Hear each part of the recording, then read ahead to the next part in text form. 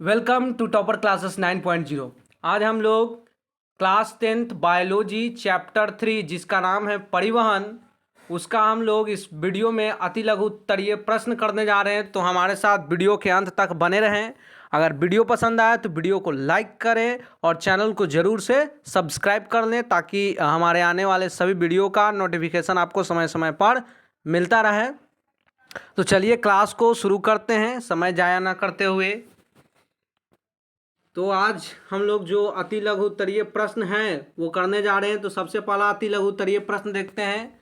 तो पहला अति लघु उत्तरीय प्रश्न कहता है कि जीवों के शरीर में पदार्थों के हस्तांतरण के लिए विकसित तंत्र को क्या कहते हैं। यानी कह रहा है कि जो जीव का शरीर होता है, कोई भी जीव हो, उसके शरीर में पदार्थ का हस्तांतरण यानी स्थान परिवर्तन करना, एक स्थान से दूसरे स्थान जाना।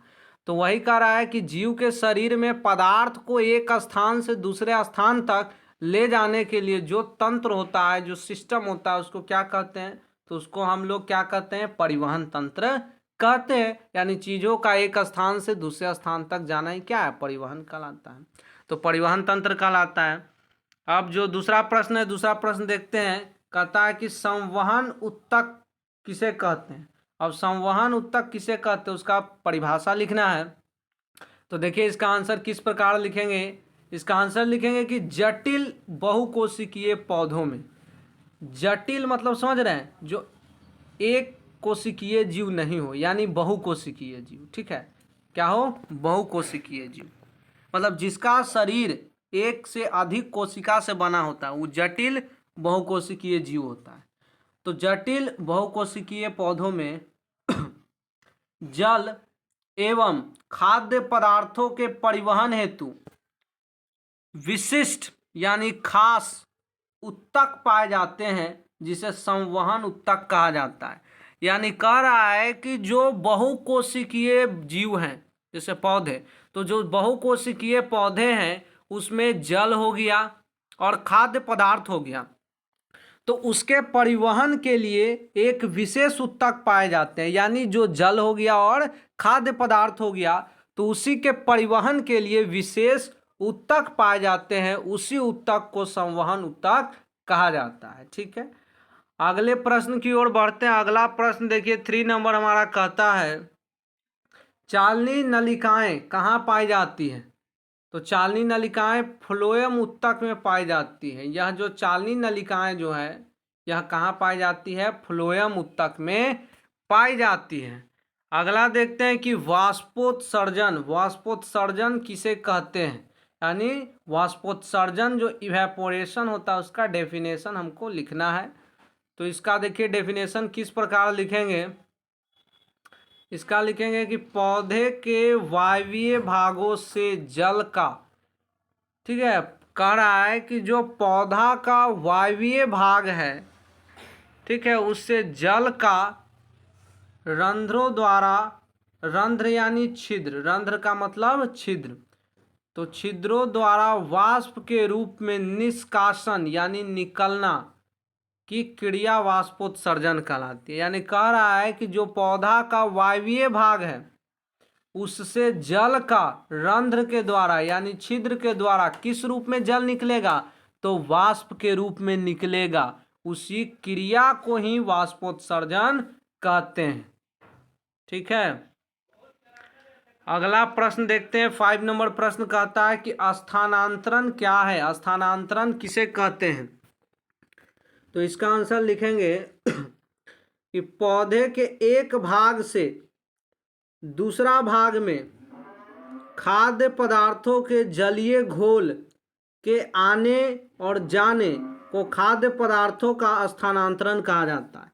यानी कह रहा है कि पौधा के एक भाग से दूसरा भाग में, ठीक है, पौधा का जो एक भाग है उससे दूसरा भाग में जो खाद्य पदार्थ है, जो भोजन है, उसके जलीय घोल, ठीक है, जलीय घोल के आने और जाने की जो क्रिया है उसी को क्या कहते हैं, स्थानांतरण कहा जाता है। अब आगे 6 नंबर प्रश्न देखते हैं। 6 नंबर प्रश्न कहता है 6 नंबर प्रश्न कहता है कि खाद्य पदार्थों का हस्तांतरण किस रूप में होता है? जो खाद्य पदार्थ होता है उसका स्थानांतरण यानी पौधा के एक भाग से दूसरे भाग में वह जो पहुंचता है वही स्थानांतरण है। तो किस रूप में होता है? तो अभी हमने ऊपर देखा था कि जलीय घोल के रूप में। वो क्या में रहता है? जलीय घोल के रूप में रहता है। ग्लूकोज क्या है? जलीय घोल के रूप में रहता है। अगला प्रश्न देखते हैं 7 नंबर। 7 नंबर हमारा प्रश्न कहता है कि खनिज लवणों का अवशोषण किस रूप में होता है? जो खनिज लवण होता है, ठीक है, जैसे खनिज लवण में आपके क्या हो गए? नाइट्रोजन, फास्फोरस, कैल्शियम, ये सब खनिज लवण है। तो खनिज लवण का जो अवशोषण होता है वो किस रूप में होता है? तो आप कहिएगा कि आयनों के रूप में। किस रूप में? आयनों के रूप में उसका अवशोषण होता है। 8 नंबर प्रश्न की ओर बढ़ते। 8 नंबर प्रश्न हमारा कहता है खाद्य पदार्थों का हस्तांतरण क्यों जरूरी है? मतलब पौधों में जो खाद्य पदार्थ होता है, भोजन, उसका हस्तांतरण क्यों होता है? मतलब एक भाग से दूसरे भाग तक क्यों पहुंचाया जाता है? तो इसका आंसर लिखेंगे कि पोषण और विकास के लिए खाद्य पदार्थों का हस्तांतरण जरूरी है। यानी पौधों के पोषण के लिए, पौधों के वृद्धि के लिए, विकास के लिए, पोषण, ठीक है, पौधों के वृद्धि, विकास और पोषण के लिए जो खाद्य पदार्थ है उसका हस्तांतरण क्या है? जरूरी है। स्थानांतरण जरूरी है। अगला देखते हैं 9 नंबर प्रश्न हमारा कहता है कि रक्त के विभिन्न अवयवों के नाम लिखे। अवयव यानी घटक, उसके घटक, उसके भाग के नाम लिखना है। तो रक्त के भाग कौन कौन है? तो नाम लिखेंगे कि प्लाज्मा, पहला भाग क्या? प्लाज्मा। उसके बाद लाल रक्त कोशिकाएं, श्वेत रक्त कोशिकाएं और रक्त पट्टिकाणु, जिसे हम लोग प्लेटलेट्स कहते हैं। ठीक है, क्या कहते हैं? प्लेटलेट्स कहते हैं। ये आपके रक्त के भाग हो गए। अब 10वां नंबर प्रश्न की ओर बढ़ते हैं। यह प्रश्न हमारा कहता है कि रक्त परिसंचरण तंत्र के 3 प्रमुख अवयवों के नाम लिखे, यानी वही घटक के नाम लिखना है। रक्त परिसंचरण तंत्र के जो अवयव हैं 3, उसके नाम लिखना है। 3 कौन कौन अवयव है देख लेते हैं। तो इसका आंसर लिखेंगे कि रक्त परिसंचरण के 3 प्रमुख अवयव हैं। क्या लिखेंगे कि रक्त परिसंचरण तंत्र के 3 प्रमुख अवयव निम्नलिखित हैं। कौन कौन है? पहला रुधिर या रक्त। पहला क्या है? रुधिर या रक्त यानी ब्लड। दूसरा है हृदय और तीसरा है रुधिर या रक्त वाहिनियां। ठीक है, यानी इसके 3 क्या हैं? अवयव हैं, भाग हैं रक्त परिसंचरण तंत्र। अब 11 नंबर प्रश्न की ओर बढ़ते। 11 नंबर प्रश्न कहता है रक्त किस प्रकार का उत्तक है? रक्त किस प्रकार का उत्तक है? तो रक्त जो है वो तरल संयोजी उत्तक है। ठीक है, तरल है यानी लिक्विड है, तरल यानी लिक्विड। असंयोजी उत्तक, क्योंकि यह उत्तकों को जोड़ता है इसलिए इसको क्या कहते हैं? तरल संयोजी उत्तक कहते हैं। 12 नंबर प्रश्न की ओर बढ़ते हैं। 12 नंबर प्रश्न कहता है कि लाल रक्त कोशिकाओं का निर्माण शरीर में कहाँ होता है? यानी जो हमारा लाल रक्त कोशिका है, यानी क्या है? WBC। तो इसका निर्माण शरीर में कहाँ होता है? तो आप कहिएगा कि जो WBC है उसका निर्माण अस्थि मज्जा में होता है। कहाँ होता है? अस्थि मज्जा में होता है। 13 नंबर प्रश्न की ओर बढ़ते। 13 नंबर प्रश्न कहता है कि मनुष्य में लाल और श्वेत रक्त कोशिकाओं में कौन दूसरे की अपेक्षा बहुत कम होती है? यानी कह रहा है कि मनुष्य के शरीर में लाल रक्त कोशिका और श्वेत रक्त कोशिका में कौन कम होता है, कौन बहुत कम होता है? तो आप कहिएगा कि जो श्वेत रक्त कोशिका है यह बहुत कम होता है। ठीक है, यानी मानव शरीर में जो श्वेत रक्त कोशिकाएं हैं वो क्या होता है? कम होता है, और लाल रक्त कोशिका ज्यादा होता है। अगले प्रश्न की ओर बढ़ते हैं। 14 नंबर प्रश्न कहता है कि रक्त लाल क्यों दिखाई देता है? यानी हमारा ये जो रक्त है ये लाल क्यों दिखाई देता है? तो आप कहेगा कि हीमोग्लोबिन के कारण, हीमोग्लोबिन के कारण हमारा रक्त कैसा दिखाई देता है, तो लाल दिखाई देता है। आगे बढ़ते हैं 15 नंबर प्रश्न की ओर। 15 नंबर प्रश्न कहता है, 15 नंबर प्रश्न कहता है कि मनुष्य के हृदय में चार कौन कौन से वेसम होते हैं। वेसम यानी कक्ष, चैम्बर, ठीक है। यानी मनुष्य के शरीर, मनुष्य का जो हृदय होता है उसमें चार क्या होते हैं, वेसम होते हैं, यानी चैम्बर होते हैं, कक्ष होते हैं। कौन कौन से होते हैं उनके नाम लिखना है। तो इसका देखिए आंसर किस प्रकार लिखें। आंसर लिखें कि मनुष्य के हृदय में चार वेसम होते हैं। कितना वेसम होते हैं, चार वेसम होते हैं। कौन कौन, तो जो दायां और बायां अलिंद या ऑरिकल, ठीक है, इसको बोलते हैं दायां या बायां अलिंद या ऑरिकल, तथा दायां और बायां निलय या वेंट्रिकल कहलाते हैं। यानी दायां और बायां अलिंद और दायां और बायां निलय होते हैं। अगले प्रश्न की ओर बढ़ते हैं। 16 नंबर प्रश्न। 16 नंबर प्रश्न देखिएगा, कहता है कि शरीर के सभी भागों से, शरीर के सभी भाग से अशुद्ध रक्त, यानी शरीर में क्या है, अशुद्ध रक्त। तो अशुद्ध रक्त को हृदय के दाएं अलिंद में ले जाने वाली रक्त वाहिनियों के नाम लिखें। यानी कह रहा है कि शरीर के सभी भाग से अशुद्ध रक्त को हृदय का जो दायां अलिंद है उसमें कौन लाता है, कौन सा रक्त वाहिनी लाता है, उसका नाम लिखना है। तो वो कौन है, तो दो अग्र महाशिराएं, अग्र यानी आगे, ठीक है, दो अग्र महाशिराएं तथा एक पश्च महाशिराएं हैं जो अशुद्ध रक्त को हृदय के दाएं अलिंद में लाती हैं। अब उसके बाद देखते हैं,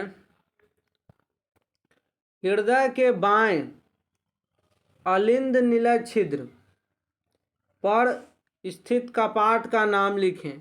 कड़ा हृदय का जो बाएं अलिंद निलय छिद्र है, ठीक है, उस पर जो कपाट होता है उसका नाम लिखना है। तो कपाट का नाम है द्विदलीय कपाट, मतलब दो गो कपाट होता है, या मिट्रल कपाट भी कहते हैं इसको। अब 18 नंबर प्रश्न की ओर बढ़ते हैं।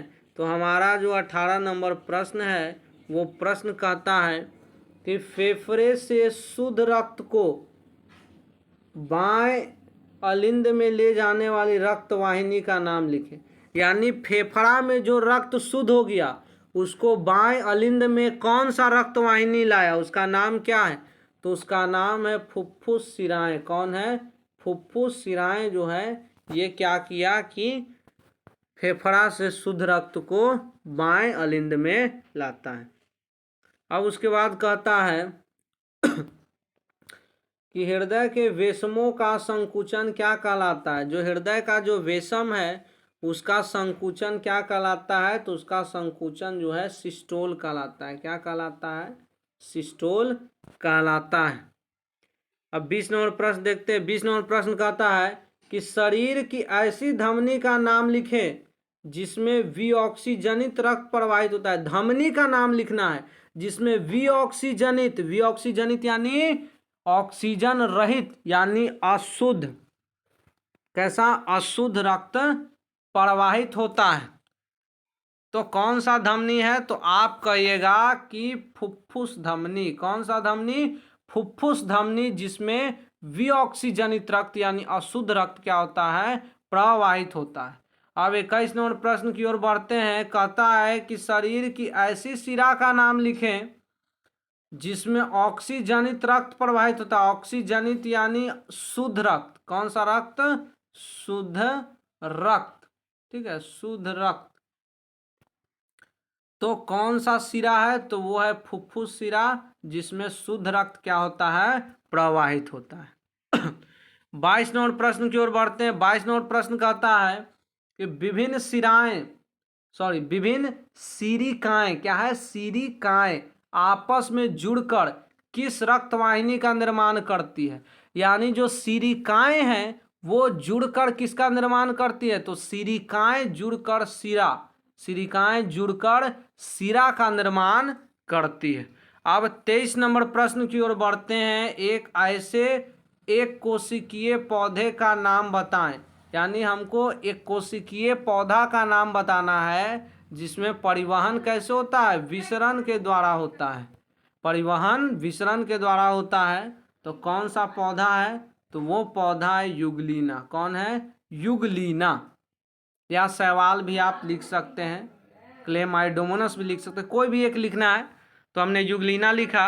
अब बढ़ते हैं 24 नंबर प्रश्न की ओर। 24 नंबर प्रश्न कहता है कि पौधों में जल तथा खाद्य पदार्थों के हस्तांतरण, यानी पौधा में जल और खाद्य पदार्थ का हस्तांतरण, यानी एक स्थान से दूसरे स्थान तक पहुंचाने के लिए उत्तकों को क्या कहते हैं, पहुंचाने वाले उत्तकों को क्या कहते हैं, तो संवहन उत्तक कहते हैं। क्या कहते हैं, तो कहते हैं इसको संवहन उत्तक कहते हैं।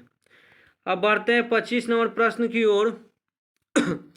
25 नंबर प्रश्न कहता है कि जल संवाहक उत्तक में पाए जाने वाली लंबी तथा बेलनाकार नलिकाएं क्या कहलाती है।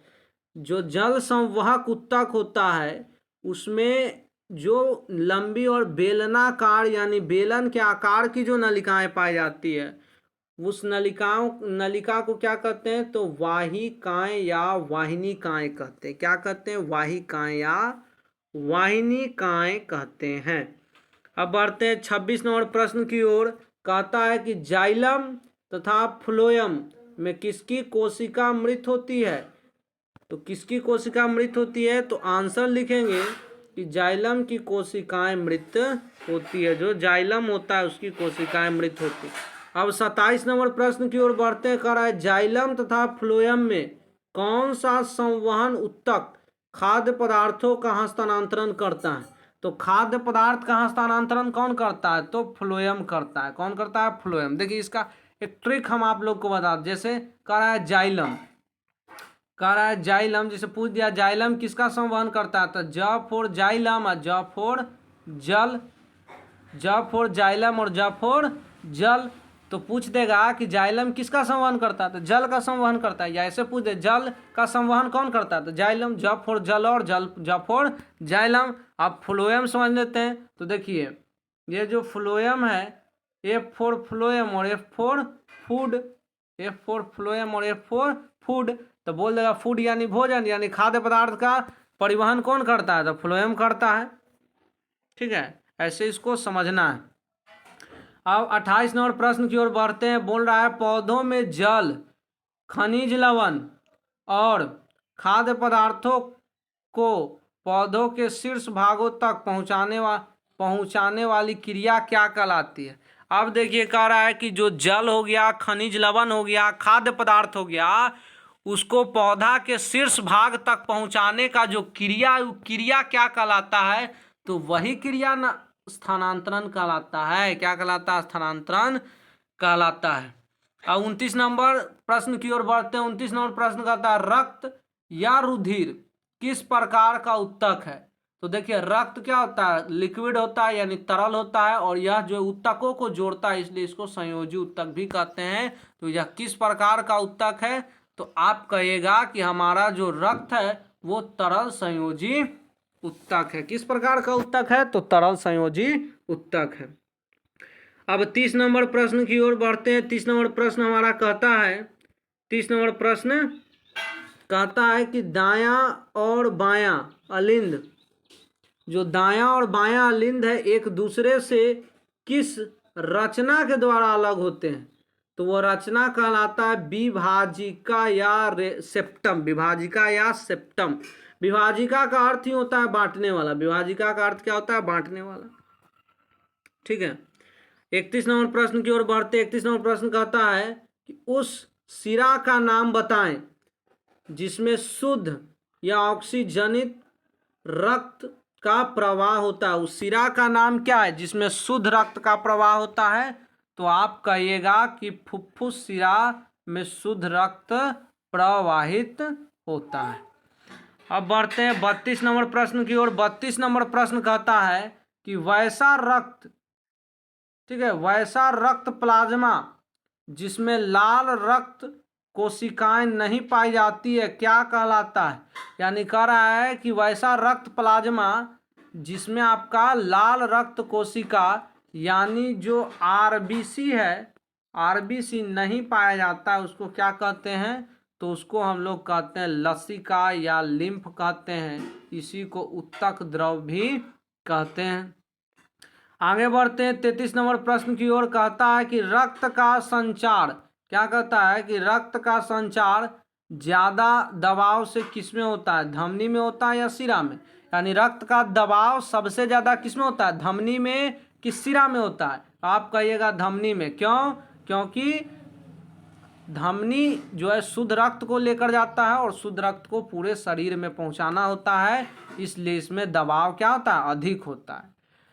अब जो हमारा अंतिम प्रश्न है 34 नंबर प्रश्न कहता है रक्तचाप की माप किस उपकरण से की जाती है? रक्तचाप यानी ब्लड प्रेशर, बीपी यानी ब्लड प्रेशर, रक्तचाप। तो रक्तचाप की माप किस उपकरण से की जाती है? तो आप कहेगा कि रक्त दाब मापी या स्फिग्मो मैनोमीटर। ठीक है, रक्त दाब मापी या स्फिग्मो मैनोमीटर के द्वारा की जाती है। तो चलिए, ये हमारा प्रश्न समाप्त हो गया। अगर वीडियो पसंद आए तो वीडियो को लाइक करें और चैनल पर नए हैं तो चैनल को सब्सक्राइब कर लें और इस वीडियो को ज़्यादा से ज़्यादा लोगों के पास क्या करें? शेयर करें, ताकि उनको भी सही से क्वेश्चन आंसर जो है उपलब्ध हो सके और सही से अच्छे से समझ में आ सके। तो वीडियो को आप लोग ज़्यादा से ज़्यादा शेयर करें और चैनल को ज़रूर से सब्सक्राइब कर लें, ताकि आपको आने वाला सभी वीडियो का जो नोटिफिकेशन है वो आपको समय समय पर मिलता रहे।